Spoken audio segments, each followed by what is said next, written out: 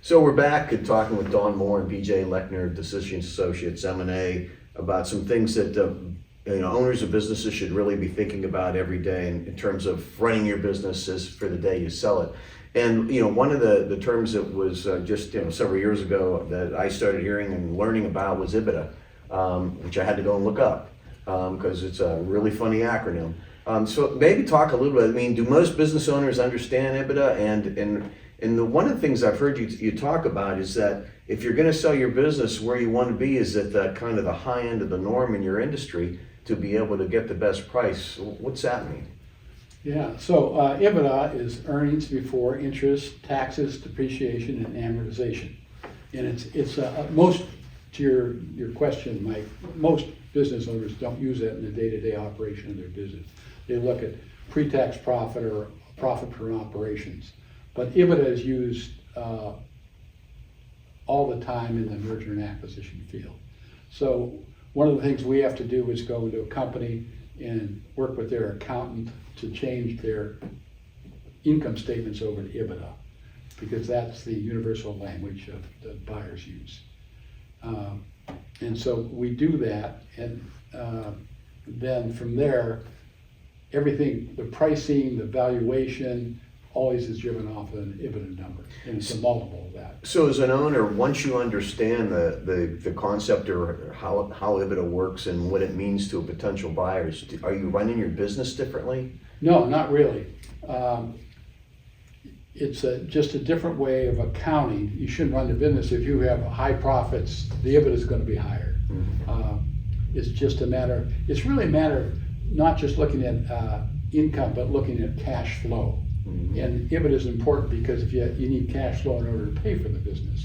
So that's really why it's used. So an owner and a new buyer, that free cash flow, and by adding back depreciation, adding back the amortization, adding back interest, things that the buyer might not have, that creates, in essence, a rough free cash flow, and that tells them what they have available to pay the debt.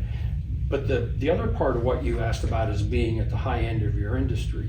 Remember that the competition works the other direction. One approach we take is to create competition among the buyers. But remember, when a buyer is looking at your company, they're looking at 3 or 4 or 5 companies like yours. If they set out to make an acquisition, they're not just looking at your company, they're looking at 5 good companies in your field. Each one may be a little bit different, but there's a competition there. So to that point, you need to run your business for high EBITDA and high and high income, because you're going to be compared to other companies in your industry, and you want to be the one that gets the call. Now, you might say, well, what if I'm not really interested in selling my business?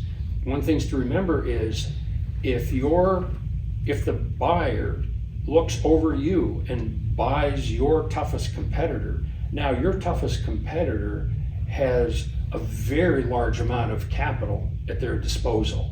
And that makes that competitor look entirely different. So sometimes, even though you're thinking, I'm not really ready to go to market, you have to also ask yourself, if this buyer buys my biggest competitor and pours a mountain of cash into them to grow them, what's that going to do to me? So there's an offensive and a defensive piece to this. Having your EBITDA at the top of your industry norm is a way to protect yourself, to make sure that if they're going to buy somebody, it's you. Yeah.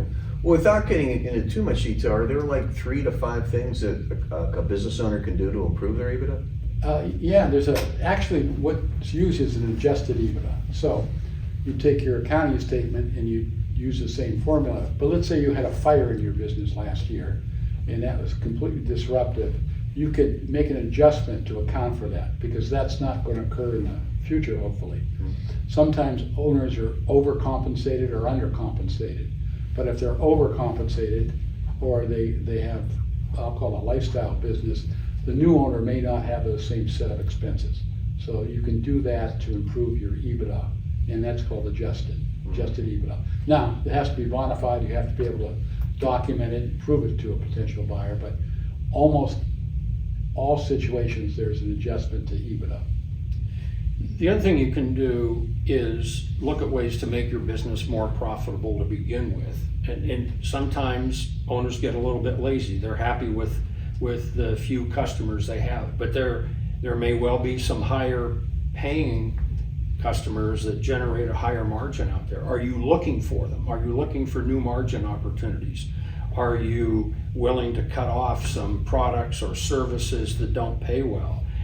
Working on anything to raise your base profitability, and every business person knows how to do that, but are they doing it is another matter. And sometimes we'll sit down with a client and lay out for them, looking at their business, here's 5 things you could do to raise your profitability by 5 or 8%.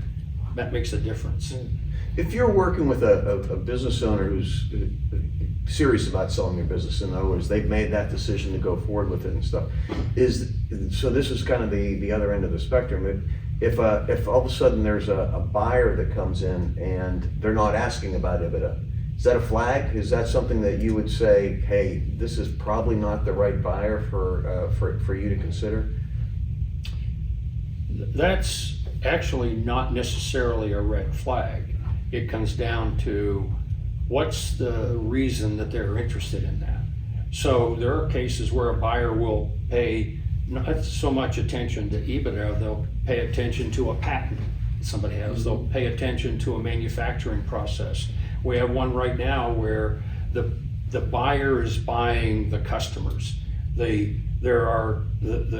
customers aren't taking new vendors. They're very large customers. What's the best way to get into those customers? Buy a company that has a vendor number for those customers. And now I've bought my way into companies that I can't get into myself.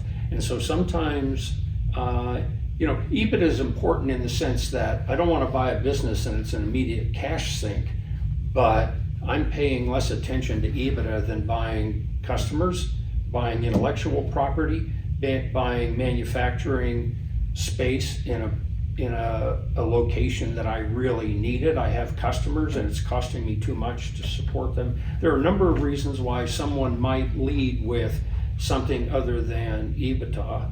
And there's times when they pretend they're leading with EBITDA, but we can tell they're not. Yeah. They're really after something else. Yeah, it's not, most of the time it is EBITDA driven, for sure.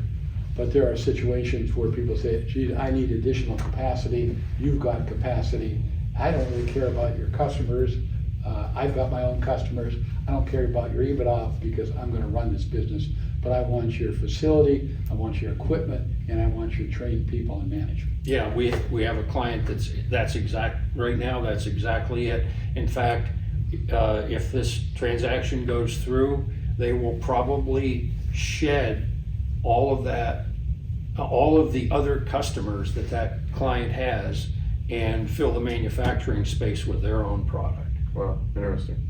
Great, guys. I appreciate it. Thanks for the education there on that acronym that I didn't understand. We'll be back with more in our next segment.